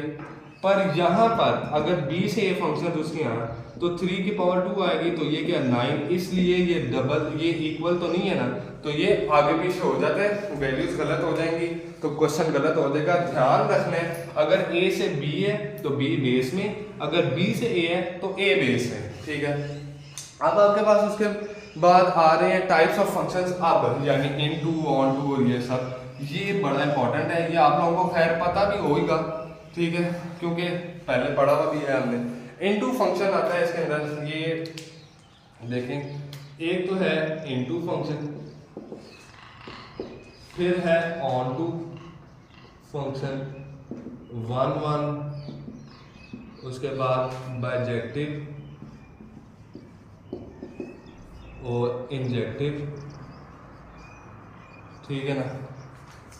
अब देखें इसके अंदर क्या आएगा, ऑन टू को सब्जेक्टिव भी कहा जाता है, ये मैं लिख दूं, बच्चे कभी कभी कंफ्यूज हो जाते हैं। ऑन टू का ही नाम है सब्जेक्टिव फंक्शन, ठीक है। अब इनटू की कंडीशन क्या है, इनटू की कंडीशन है कि जो रेंज हो, रेंज ऑफ f क्या हो, सबसेट हो, किसका, कोडोमेन का। अब मैं देख रहा हूं, अगर हम ना यहाँ पे बात कर रहे हैं a से b की, तो a होगी डोमेन और b होगी कोडोमेन, या इन्हें ये भी लिख सकते हैं, इसको इमेजेस, इसके एलिमेंट्स को लिख सकते हैं और इसको प्री इमेजेस लिख सकते हैं, ये एक ही नाम है इनके पास, ठीक है। किसी भी सेट के अंदर उसकी जो रेंज है, कोडोमेन का अगर सबसेट बने, डोमेन का तो सबसेट हो ही नहीं सकती ना, ये तो मैंने आप लोगों को बताया। तो फंक्शन की तो कंडीशन ही है कि डोमेन पूरी तरह से उसके अंदर मौजूद होनी चाहिए। रेंज अगर उसकी कोडोमेन का सबसेट आ जाए तो फिर उसे क्या कहते हैं, इनटू फंक्शन। मैं आप लोगों को एग्जांपल भी देते हैं इसकी। एग्जांपल देखें कि अगर a तो है 1 2, इसको क्या लिखें, 1 2 3 4 ले लें, और b आपके पास आता है a b c d e, तो a से b अगर फंक्शन लें यहाँ पर 1 a 2 b 3 c 4 d, अगर बस इतना ले लें, a पूरा का पूरा इसके अंदर आ रहा है 1 2 3 4, नॉर वो आ गया, ठीक है ना, कि डोमेन उसके इक्वल आ गई है, साथ ही इसके अंदर कोई भी रिपीटेशन नहीं हो रही, 1 एक से ज़्यादा दफ़ा नहीं आ रहा, ठीक है ना। अब देखें इसका मतलब है फंक्शन तो ये है क्योंकि दोनों कंडीशन को फॉलो करता है। कोडोमेन में 5वां एलिमेंट ई भी है, मगर हमारे फंक्शन में 5वां एलिमेंट ई नहीं है। इसकी रेंज कौन सी है, रेंज ये वाली है, ए बी सी डी, ये देखें, ठीक है। इसके अंदर जो ई है, ई नहीं ना आ रहा, तो रेंज क्या चीज है, रेंज इसकी सबसेट है, क्योंकि इसमें 4 तो आ रही है पर ये नहीं आ रही, तो इसे क्या कहेंगे, इसे कहेंगे इनटू फंक्शन। या इसी की बजाय अगर मैं आप लोगों के साथ एक और चीज कर दूं, यहाँ पर हम इसको ऑन टू के लिए आ रहे हैं, ऑन टू के अंदर आता है कि range of f is equal to codomain आ जाए, और वो इसी में समझा देते हैं। देखें, अगर यहाँ पर आप साथ 5 ऐड कर लें और इधर फिर 5e कर दें। अब पहले तो हमेशा पहले चेक करते हैं जो फंक्शन की कंडीशन है। फंक्शन में सारे जितने भी 1 2 3 4 5 एलिमेंट्स हैं वो सारे के सारे इसके अंदर आ रहे हैं, ठीक है ना। यानी पूरी जो डोमेन है वो a के इक्वल है ना। उसके बाद फिर आपके पास कोई रिपीटिशन नहीं हो रही 1 2 3 4 5 डोमेन में। अब देखें, रेंज भी पूरी की पूरी आपके पास फंक्शन के अंदर आ रही है, a b c d और e। अब पूरी की पूरी आपके पास क्या चीज आ रही है, रेंज भी आ रही है। तो इसका मतलब है कि रेंज इक्वल टू कोडोमेन आ गया ना, ये कोडोमेन है सेट, तो इसका मतलब है अब कौन सा ये सेट बन गया, ये सॉरी फंक्शन बन गया है, ये बन गया है ऑन टू फंक्शन, या इसी का नाम है सर्जेक्टिव फंक्शन। 1 1 क्या होता है देखते हैं। अब इसके अंदर ना 1 1 होता है, 1 1 होता है कि उसके अंदर रेंज के अंदर रिपीटिशन नहीं होती, ठीक है, ये बाय चांस 1 1 भी बन गया, ठीक है ना। अब देखिए range A B C D E R है, इसके अंदर कोई भी रिपीटिशन नहीं ना हो रही कि ए 2 दफा तो नहीं ना आया। अगर मैं यहाँ पर ये लिख दूं, ऐसे ए लिख दूं, अगर ए 2 दफा आ जाता तो फिर तो पूरी वो रिपीटिशन हो जाती ना, ए 2 दफा आ गया है, कोड में की रिपीटिशन हो गई है, तो इस वजह से रेंज के अंदर रिपीटिशन हो जाती तो ये 1 1 ना होता। लेकिन अब मैं यहाँ पर अगर बी लिख दिया, ए बी सी डी ई, ये 1 1 आ रही है ना, कोई भी रिपीटिशन नहीं हो रही, इसका सिर्फ मतलब है नो रिपीटिशन इन रेंज, ठीक है। अब देखें रेंज के अंदर रिपीटिशन नहीं हो रही तो इसे क्या कहेंगे, 1 1 फंक्शन। और देखें अगर 1 1 भी हो, बायजेक्टिव क्या होता है, 1 1 एंड ऑन टू, और इंजेक्टिव क्या होता है, 1 1 एंड इनटू। अब देखें इस सेट को देखें, फंक्शन की तो सारी कंडीशन पूरी कर रहा है ना। अब रेंज की बात कर रहे हैं, 1 1 होगा कि नहीं, रेंज के अंदर कोई भी रिपीटिशन ना आए, ए बी सी डी ई, कोई भी एलिमेंट जो रेंज है, बाद में देखें y की जगह जो लिखा जाता है उसके अंदर रिपीटिशन नहीं हो रही, तो इसका क्या मतलब है, ये क्या है, 1 1 तो कंडीशन फॉलो इसने कर दी, जिसके लिए 1 1 की कंडीशन फॉलो होगी। ऑन टू की कंडीशन होती है कि रेंज कोडोमेन के इक्वल हो, पूरा का पूरा सेट इसके अंदर आ रहा है, A B C D E R है ना, तो इस बात का क्या मतलब है कि ऑन टू की भी कंडीशन फॉलो कर रहा है, तो ये सेट ये क्या चीज है, दिस इज अ बायजेक्टिव सेट। इसी की बजाय अगर आपके पास आ जाए, मैं इसी को आगे से ए की सेट को हम लेके सारी एग्जांपल्स बता सकते हैं, इसके आगे मैं एफ अगर ऐड कर दूं, अब देखें पहली बात है फंक्शन की तो कंडीशन ये फॉलो कर ही रहे हैं ना, वो तो हमने पहले देख लिया। अब देखें क्या है, 1 1 के लिए क्या है, नो रिपीटिशन इन रेंज, ए की दफा ए आया, ए की दफा बी आया, ए की दफा सी, ए की दफा डी और ए की दफा ई, रेंज वालों में कोई भी रिपीटिशन नहीं हुई, तो इस बात का मतलब है 1 1 को ये फॉलो कर रहे हैं। मगर इसकी range A B C D E, उसके अंदर एफ नहीं आया, यानी इसकी range it is a subset of set B, यानी सबसेट ऑफ कोडोमेन। तो फिर ये क्या है, सबसेट के लिए हमने क्या बोला था, इनटू फंक्शन, ये इनटू, ठीक है ना, तो इनटू और 1 1 हो गया, तो नाउ दिस फंक्शन या this function is injective function, ठीक है ना, बस ये आप लोगों को बताना था। अच्छा, इसके बाद आप लोगों के पास आती है एक और मैं आप लोगों को बताता हूँ कि जब हम सेट को दूसरे फॉर्म में लिखते हैं, यानी सेट बिल्डर फॉर्म में लिखते हैं, जो कल मैंने आप लोगों को बताई थी, जिसके अंदर सिंबल्स आते हैं, उसके अंदर कभी कभी उसने ना एग्जामिनर ने फंक्शन लिखा होता है और वो पूछता है कि इसका ये फंक्शन है या नहीं है, या इस तरह देखें। अब पहले नंबर पर देखें, इसको ना आर से रिप्रेजेंट कर रहे हैं हम, ठीक है, एक्स और वाई है। अब देखें इसके अंदर such that Y square is equal to 4ax,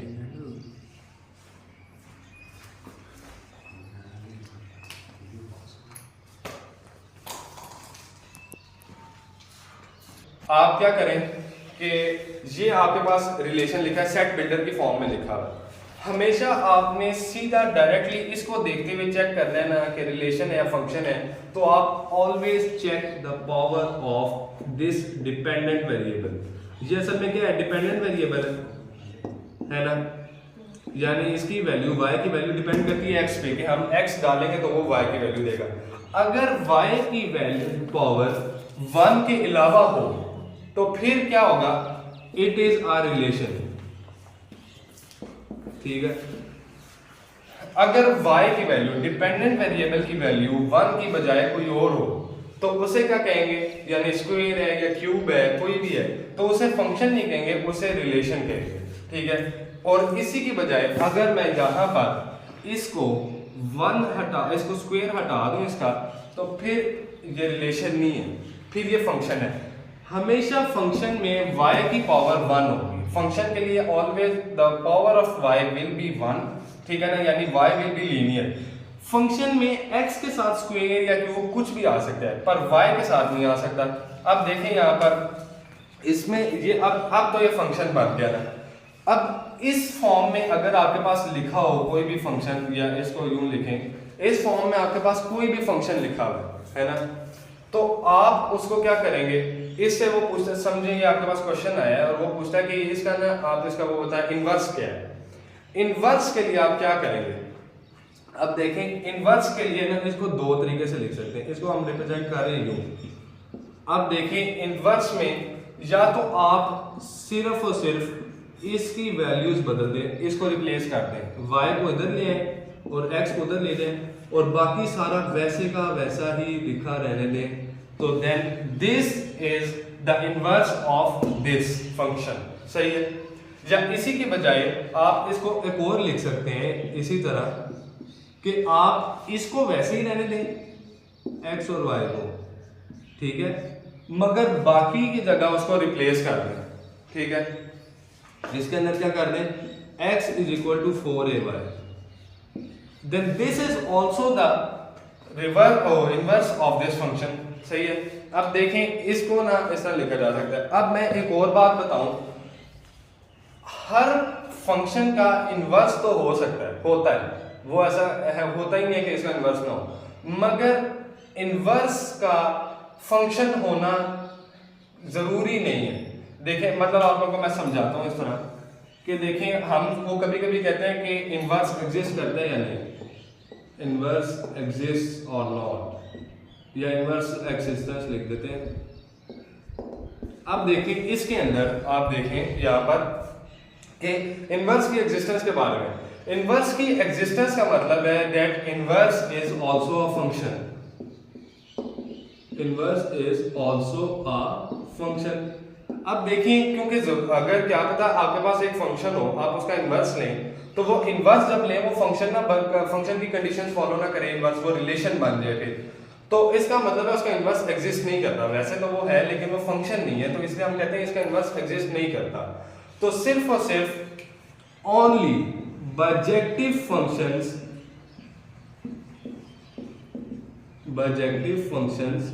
have inverse, यानी सिर्फ और सिर्फ बाइजेक्टिव फंक्शंस के इनवर्स जो होते हैं वो भी फंक्शंस होते हैं, ठीक है। बस ये चीज आप लोगों को बतानी थी।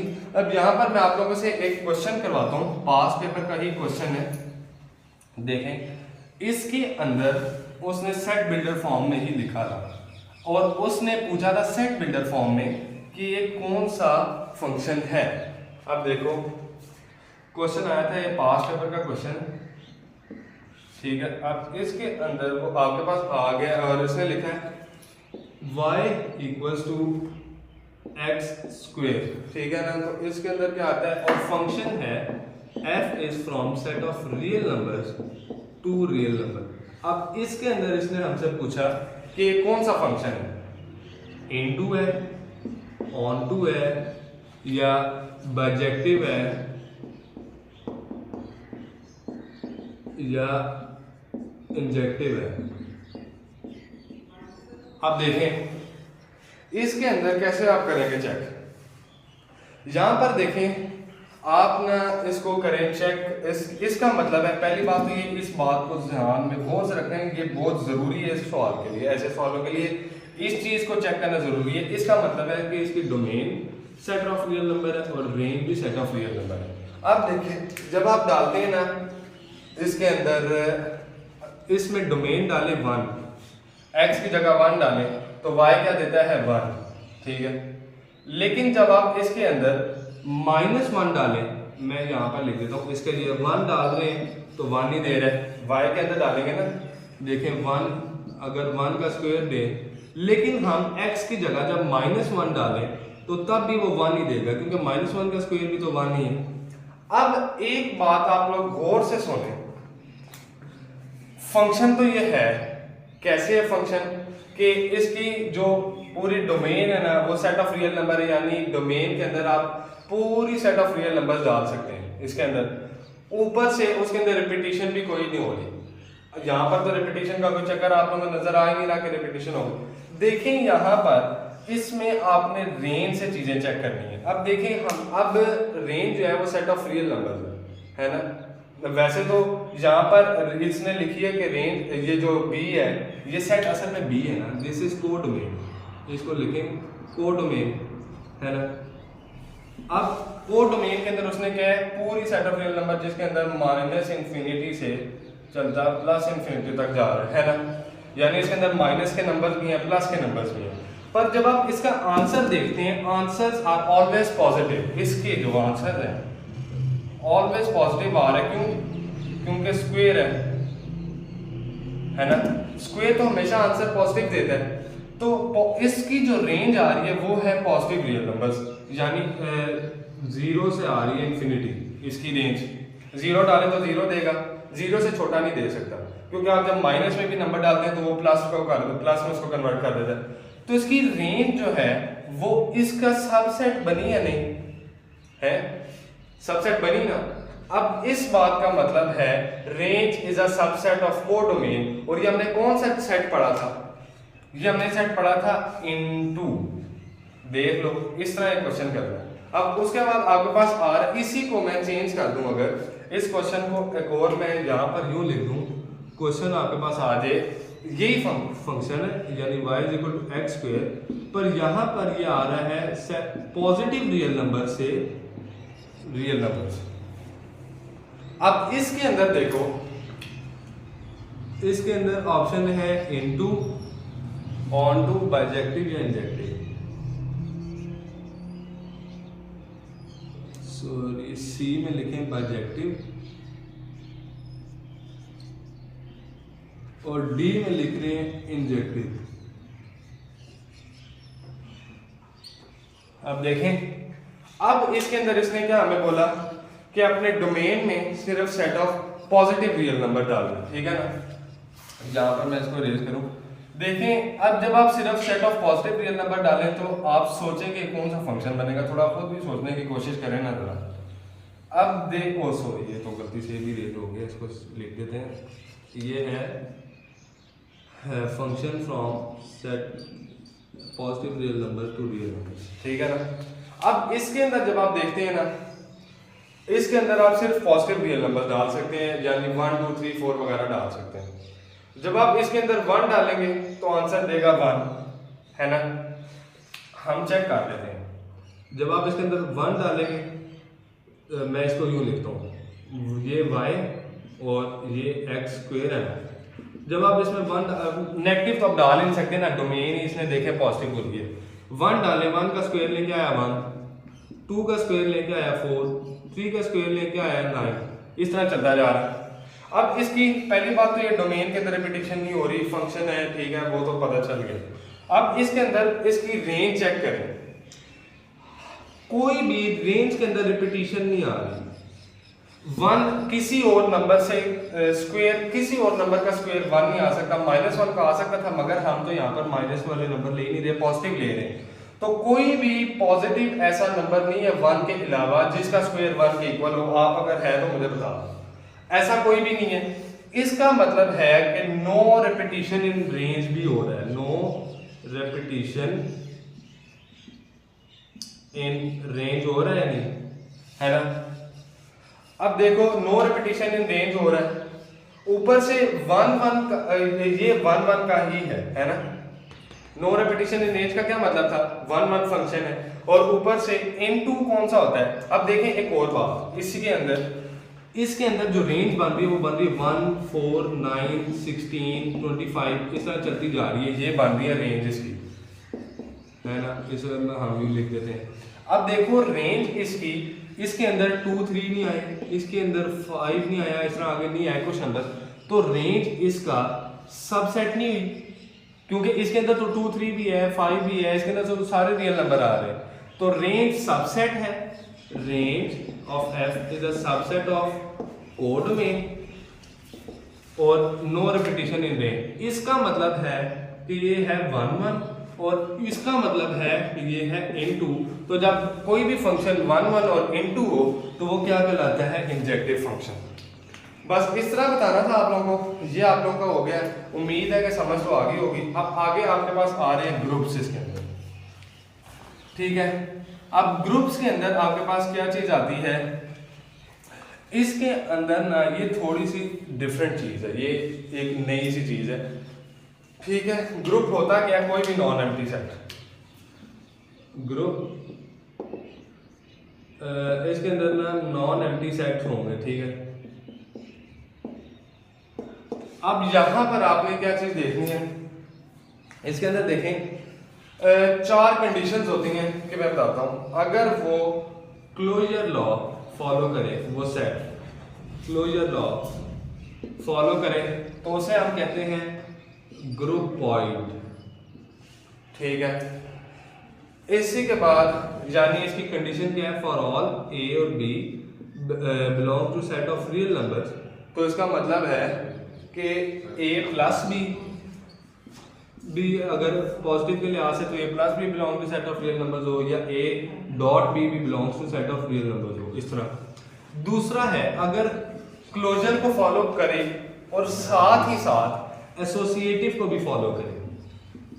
अब ये नहीं कि सिर्फ एसोसिएटिव को फॉलो करे पर क्लोजर को फॉलो ना करे, नहीं, ऐसा नहीं है, दोनों को फॉलो करना चाहिए। तो फिर वो क्या कहलाता है, सेमी ग्रुप, ठीक है। अब इसके अंदर वही है, अब मैं ये कंडीशंस नहीं लिख रहा, कंडीशंस तो आप लोगों को पता है, वो इसके अंदर ब्रैकेट वाला होता है कि a प्लस बी, या लिख ही देता हूँ चले, a plus B plus C is equal to a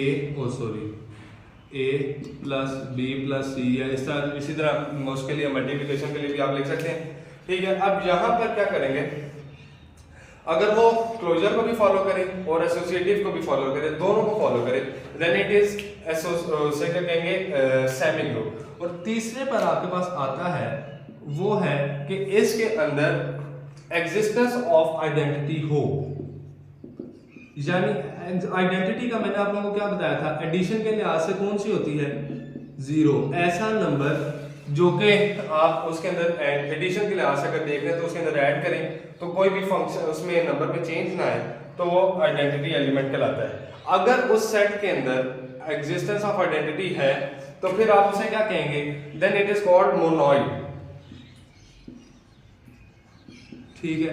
और चौथे पर आपके पास आता है कि आपके पास एग्जिस्टेंस ऑफ आइडेंटिटी के इसके अलावा आप देखें कि एग्जिस्टेंस ऑफ इनवर्स हो, अगर उसमें इनवर्स भी एग्जिस्ट कर रहा है। अब इनवर्स का मतलब मल्टीप्लिकेटिव अलग और एडिटिव अलग, वो देखेंगे कि कौन सा ऑपरेटर लग रहा है उस हिसाब से। अगर उसके अंदर एग्जिस्टेंस ऑफ इनवर्स भी है देन दैट फंक्शन या सेट इज कॉल्ड ग्रुप, इसे कहेंगे फिर ग्रुप, ठीक है ना। और पांचवी चीज है, अगर ग्रुप तो हो यानी ये सारी चीजें फॉलो करे, and that group also follows commutative law, commutative law भी फॉलो करे तो फिर ये होता है, इसका स्पेशल नाम है, वो है एबिलियन ग्रुप। ये चीज बस याद रखनी है आप, ठीक है ना। ये इसका पहले आप स्क्वायर वगैरह वो स्क्रीनशॉट वगैरह ले लें। अब आगे ना इसके क्वेश्चन किस तरह बन सकते हैं वो मैं आपको बताता हूँ, देखें। अब यहाँ पर ना इससे क्वेश्चन बनेगा कैसे, ये भी चेक कर लेते हैं। इसमें आपके पास एक चीज आएगी, वो है कि देखो यहाँ पर मैं एग्जांपल देता हूँ। क्वेश्चन है, क्वेश्चन क्या है,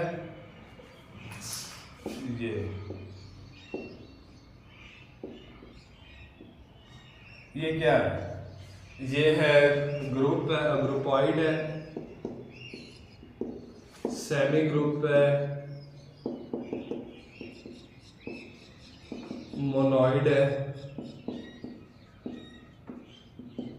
या आपके पास ये है ग्रुप। आप देखें, ये बताएं इसका ये नोटेशन का मतलब है set of natural numbers with respect to multiplication.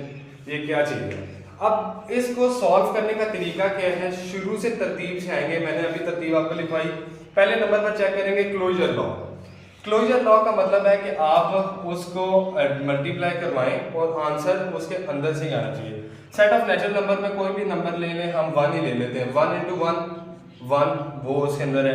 2 into 2 वो भी 4 नेचुरल नंबर के अंदर है। 3 इंटू 3 1 इंटू 3 कोई भी ले लें, तो क्लोजर लॉ ये फॉलो कर रहा है। सही है। तो इस बात का मतलब है कि ग्रुप पॉइंट तो होगा। अब ग्रुप पॉइंट हो गए, लेकिन इसका ये मतलब नहीं है कि आप दस्ती उसको टिक कर दें, नहीं, आप आगे के भी चेक करें। अगर वो भी फॉलो करते हैं तो फिर क्या होगा। अब एसोसिएटिव चेक करें मल्टीप्लिकेशन के लिहाज से। 1 इंटू 2 इंटू 3 करें या 1 इंटू 2 इंटू 3 करें, तो ये क्या आएगा 1 इंटू 6, ये 6, तो ये क्या है 2 इंटू 3, तो ये क्या है 6। तो मतलब एसोसिएटिव भी फॉलो कर रहे हैं, इसका मतलब है सेमी ग्रुप भी हो गया, यानी दोनों हो गए। अब तीसरे मोनोइड के लिए चेक करें। मोनोइड होता है क्या, एग्जिस्टेंस ऑफ आइडेंटिटी। अब आइडेंटिटी मल्टीप्लिकेशन के लिहाज से कौन सी है, वो है 1। ये आइडेंटिटी एलिमेंट है मल्टीप्लिकेशन का। तो जब आप इसको चेक करेंगे, इसके अंदर मौजूद है या नहीं, मौजूद है। 1 के अंदर कोई भी नंबर आप उसको 1 से मल्टीप्लाई करवाएं तो वो एग्जिस्ट करते हैं, वही सेम नंबर आएगा। इसका मतलब है इसके अंदर मल्टीप्लिकेटिव आइडेंटिटी भी मौजूद है। अब ग्रुप के लिए आपको इनवर्स चेक करना पड़ेगा। अब मल्टीप्लिकेशन के लिहाज से देख रहे हैं तो मल्टीप्लिकेटिव इनवर्स चेक करना पड़ेगा। सेट ऑफ नेचुरल नंबर्स के अंदर यूं आता है ना 1 2 3 और यूं चलता जाएगा। अब इसके अंदर 2 अगर मैं ले लूं, इसमें से एक एलिमेंट ले लूं, इसका आप मल्टीप्लिकेटिव इनवर्स निकालें तो वो क्या होगा, वो होता है 1/2। 1/2 सेट ऑफ नेचुरल नंबर्स में एग्जिस्ट नहीं करता। इस बात का मतलब है इसके अंदर मल्टीप्लिकेटिव इनवर्स एग्जिस्ट नहीं करते, बाकी सारी चीजें करती हैं, तो ये इसका आंसर होगा मोनोइड। इस तरह करना है। अब देखें, और एक और बात, ऐसा नहीं है कि सिर्फ और सिर्फ एक नंबर के लिए हमने सिर्फ उसको चेक करना होता है। अब सारे, अब मतलब है ना आपके पास इनवर्स है मिसाल के तौर पर। अब इसमें अगर आप 1 को देखें तो 1 का मल्टीप्लिकेटिव इनवर्स मौजूद है। 1 का मल्टीप्लिकेटिव इनवर्स 1 ही होता है, ठीक है ना, मगर 2 का नहीं है। तो आपने हर एलिमेंट के लिए चेक करना होता है, सही है। हर एलिमेंट के लिए चेक करते हैं, फिर आप उसको कहते हैं कि वो ये क्या चीज़ है, मोनोइड है, ग्रुप है। तो यहाँ पर ये क्या चीज़ बनती है, मोनोइड। इसके साथ मैं आप लोगों को एक चीज़ बता दूं कि मोनोइड के साथ set of natural number with respect to multiplication, set of whole number with respect to addition और set of integers with respect to multiplication, ये सारे के सारे मोनोइड होते हैं, ठीक है ना।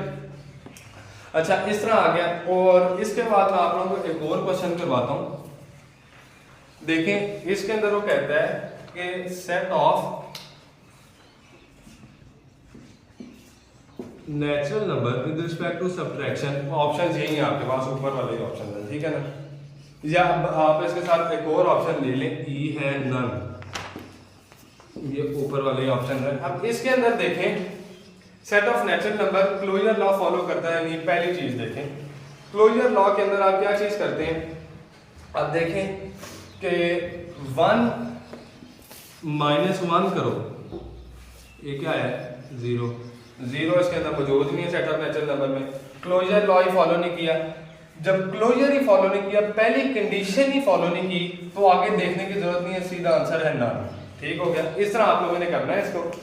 अब क्योंकि, और एक और बात बताऊं, सब्ट्रैक्शन, ये मैंने कल भी शायद बताई थी, subtraction and division are not associated या कम्यूटेटिव भी नहीं होते, इसको कहते हैं हाँ, कम्यूटेटिव भी नहीं होते, ठीक है ना, ये चीज याद रखनी है। अब आपके पास आ रहा है सेट ऑफ रेजिड्यू क्लासेस, ठीक है। रेजिड्यू क्लासेस ये जरा नया चीज है, इसके अंदर भी एक टेबल सा बनाएंगे हम, और इसके अंदर देखें असल में होगा क्या। मैं इसमें ना आपको डिटेल में ज्यादा नहीं जाता, फजूल उसका फायदा नहीं है। डायरेक्ट हम क्या करेंगे, आप में ना उसको सेट ऑफ रेजिड्यू क्लासेस के अंदर वो बताएंगे कि क्वेश्चन कैसे करने हैं, ठीक है ना। अब इसके अंदर ना मॉड्यूलो क्लास दी होती है उसने, मॉड्यूलो क्लास होता है, उसको एम से रिप्रेजेंट करते हैं। तो ये होती कहाँ से है, ये होती है 0 से चलती जाएगी और आगे तक n-1 तक होती है कोई भी मॉड्यूलो क्लास। इसको कहते हैं modulo class, MODULO modulo class है, ठीक है। अब देखें अगर मिसाल के तौर पर m मॉड्यूलो क्लास ऑफ 5 है तो उसे मैं लिखूंगा 0 1 2 3 n-1 तो 4 तक, बस इसे कहते हैं सेट ऑफ मॉड्यूलो क्लास। अब क्या करते हैं हम इनका ना हमने टेबल बनाना होता है, यानी हम ना इसका सेट ऑफ मॉड्यूलो क्लास इसकी बजाय हम आप ले लेते हैं वो उसका 4 का, तो 4 क्या होगा 0 1 2 3। अब इसके अंदर आप क्या करेंगे, इसका टेबल विद रिस्पेक्ट टू ना एडिशन देखते हैं हम, इसका हम टेबल बनाते हैं। टेबल आपके पास आएगा, पहले आपने एडिशन का जो ऑपरेटर है वो लिखना है लेफ्ट टॉप लेफ्ट पे, फिर उसके बाद ये सारे नंबर्स को ऐसे लिखना है 1 0 1 2 3, ठीक है। और इन्हीं नंबर्स को सेम टू सेम ऐसे भी लिखना है रो में 0 1 2 3। अब देखें करना क्या है, ऑपरेटर लगाए 0 + 0 0 0 + 1 1 0 + 2 2 0 + 3 3 1 + 0 1 2 3 1 + 3 4 आ गया। 4 देखें इसके अंदर मौजूद नहीं है, वैसे तो मॉड्यूलो क्लास 4 है मगर इसके अंदर तो 4 नहीं ना मौजूद। अब 4 मौजूद नहीं है तो आप यहाँ पर 4 नहीं लिख सकते, आपने इसको चेंज करना है। आप पता है क्या करेंगे, उसको ऐड करें, नंबर क्या है 1 + 3 क्या है 4, इसको डिवाइड करवाएं 4 को, ये नंबर है आपका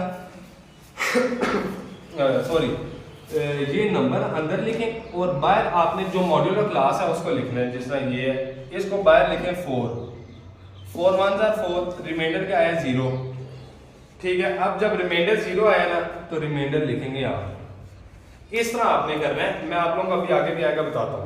ये देखें 2 + 0 2 3 4, अब 4 तो नहीं ना लिखना, वही बात आ गई, 4 पे क्या आंसर आता है 0। अब देखें 2 + 3 5, अब मैं यहां पर इसको चेंज करूं 5 को और 4 1 4, रिमाइंडर 0 की बजाय क्या आएगा 1, ठीक है। तो आपने जहां पर वो आया था उसकी जगह 1 लिख दिया, इस तरह करना है। अब देखें 3 1 4 पे 0, सॉरी ये मैंने गलती से 0, उसके बाद 3 2 5 पे क्या आएगा 1, 3 + 3 6 पे क्या आएगा 2, इस तरह ये आपने बनाना होता है।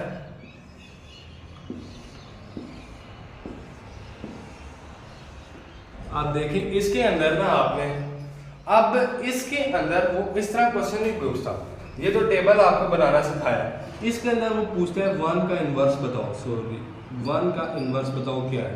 अब मैं बताऊं कैसे। 1 का इन्वर्स होता है वो नंबर, यानी यहाँ पर वो होगा ऐसा नंबर जिस पर आपने जब ऑपरेटर लगाया है तो उसने आइडेंटिटी एलिमेंट दिया है विद रिस्पेक्ट टू ऑपरेटर। अब देखें कहने का मतलब है 1 का इन्वर्स कि आप 1 पे वो लगाएं, ऑपरेटर लगाएं, ठीक है, और आइडेंटिटी एलिमेंट आए। आइडेंटिटी एलिमेंट कौन सा है, एडिशन की रिस्पेक्ट से 0 है। 1 पे आपने आइडेंटिटी लगाई, कौन से नंबर पे 0 आया, 1 पे, 0 पे तो नहीं है, इस पे आया है, किस पे 3 पे। यहां से देखें इधर से यहां गए, इधर से यहां गए, तो 3 पे जब आपने ये ऑपरेटर लगाया है तो उसने 0 दिया है, तो इसका मतलब है 1 का इन्वर्स क्या है 3 इस क्लॉज के लिहाज से। इसी तरह अगर 2 का इन्वर्स पूछता है तो आप क्या देखेंगे कि 2 किस नंबर पर 0 दे रहा है, 2 किस पे 0 दे रहा है, इस पे भी नहीं दे रहा, 0 पे भी नहीं, 1 पे भी नहीं दे रहा, 2 पे 2 0 दे रहा है, यानी 2 का इन्वर्स 2 ही है इसके अंदर। और 3 का इन्वर्स इसके अंदर देखें, 3 का इन्वर्स 1 है। तो इस तरह इसके अंदर करना होता है। एडिशन मल्टीप्लिकेशन में भी आपने सेम टू सेम ये करना है, लेकिन वहां पर एडिशन की बजाय मल्टीप्लाई कर करके लिखते जाना है और बाद में इसी तरह इनको डिवाइड करना है अगर वो उससे एक्सीड कर देता है क्लास से, बस इस तरह। और इसमें एक और बात दे दूं, बता दूं आप लोगों को कि देखें mn जो है ना मॉड्यूलो क्लास कोई भी इज एन अबेलियन ग्रुप, ये याद रखें, is an abelian group under addition. अब अंडर एडिशन के कहने का क्या मतलब है, देखें इसमें आप क्लोजर लॉ लगाते हैं, सारे आंसर इसके अंदर से आ रहे हैं, ठीक है ना, सारे आंसर इसके अंदर से आ रहे हैं। फिर उसके बाद क्योंकि हम 4 तक तो जा ही नहीं रहे ना, सारी चीजें इसके अंदर से आएंगी। एसोसिएटिव भी इसके अंदर फॉलो करेगा, इसी के अंदर इसका आइडेंटिटी भी एग्जिस्ट कर रही है, वो 0 है, और इसी के अंदर इनके इनवर्स भी एग्जिस्ट कर रहे हैं, ये जो आप लोगों को बताए। तो इसका क्या मतलब है, और कम्यूटेटिव लॉ को भी फॉलो कर, कम्यूटेटिव लॉ को कैसे फॉलो करते हैं, यहां से हमने निकाला था 1 का इनवर्स क्या है 3 का इनवर्स क्या है 1, तो ये कम्यूटेटिव लॉ को भी फॉलो करता है। ठीक है, ये मैंने 0 लिख दी गलती से, तो ये 1 है, ठीक है ना। अब इसलिए ये एबिलियन ग्रुप होता है, और अंडर मल्टीप्लिकेशन अगर हो ना कोई भी set is monoid under multiplication, ठीक है ना। एडिशन के लिहाज से जब हम उसे देखते हैं तो वो एबिलियन ग्रुप होता है, मल्टीप्लिकेशन के लिहाज से देखते हैं तो वो एबिलियन ग्रुप होता है, सॉरी मोनोइड होता है। और इसके साथ में आप लोगों को इसमें एक और चीज ये लिख दूं, यहाँ साइड पे लिख देते हैं कि जो सेट ऑफ ऑड या इवन रूट्स होते हैं ना, सेट ऑफ ऑड या इवन रूट ऑफ यूनिटी जो है 1, ठीक है, वो क्या, वो अंडर मल्टीप्लिकेशन जो है ना, अंडर मल्टीप्लिकेशन वो एबिलियन ग्रुप बना देती है, ठीक है। अब ये तो मतलब एडिशन के लिहाज से तो हमने पहले ही बोला ना कि वो एबिलियन ग्रुप होता है, मगर set of odd even roots of unity जो है वो मल्टीप्लिकेशन के अंदर भी फिर वो आपको बता देती है क्या चीज, कि वो एबिलियन ग्रुप है। और इसके बाद आपके पास आता है, आपके पास आएगा आइडम पोटेंट एलिमेंट। खैर आइडम पोटेंट एलिमेंट में जब आते हैं तो इसके क्या होता है, इसके अंदर देखें आइडम पोटेंट एलिमेंट के अंदर आपके पास आता है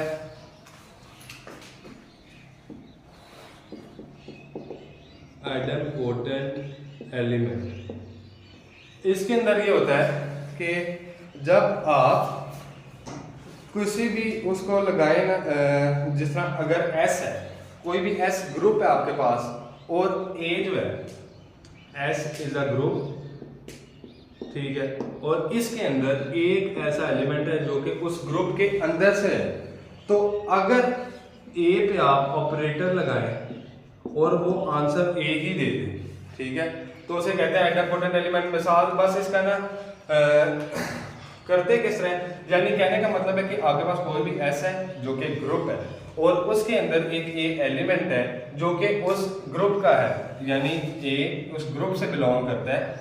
तो अगर आप ये जो चीज है ना स्टेरिक, इसका मतलब है कोई भी ऑपरेटर लगा रहे हैं आप, कोई भी ऑपरेटर, वो ऑपरेटर, और जरूरी नहीं है ऑपरेटर सिर्फ एडिशन मल्टीप्लिकेशन वगैरह क्या हो, ऑपरेटर उसने अपनी तरफ से कोई भी रिलेशन बनाया हो सकता है, ठीक है ना, तो आप उस पर वो रिलेशन लगाएं और फिर वो A ही दे दे, then it is called idempotent element.